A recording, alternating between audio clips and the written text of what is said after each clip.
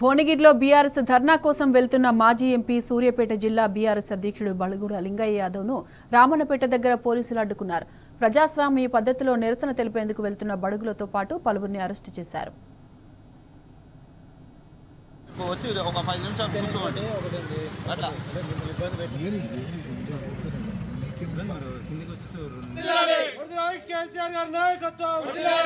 ఇదే మీ రాజ్యం దొంగల రాజ్యం దోపిడీ రాజ్యం ఇదే మీ రాజ్యం దొంగల రాజ్యం దోపిడీ రాజ్యం పోలీసుల మండి వైఖరి రచించాలి పోలీసుల మండి వైఖరి రచించాలి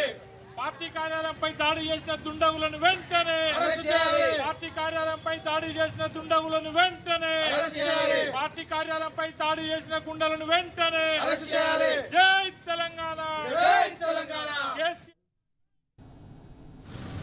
మా బీఆర్ఎస్ పార్టీ జిల్లా కార్యాలయం మీద కాంగ్రెస్ నాయకులు దాడి చేసి పార్టీ కార్యాలయాన్ని ధ్వంసం చేయటం ఇదేం అన్యాయం అని చెప్పి మా నాయకులు ప్రశ్నిస్తే మరి వాళ్ళందరినీ కూడా అరెస్ట్ చేసిన సందర్భం మరి ఇవాళ కూడా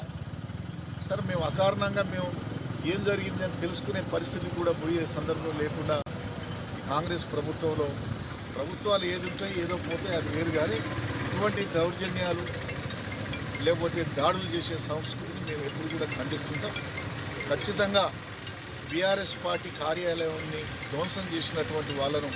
వెంటనే అరెస్ట్ చేయాలని చెప్పి మేము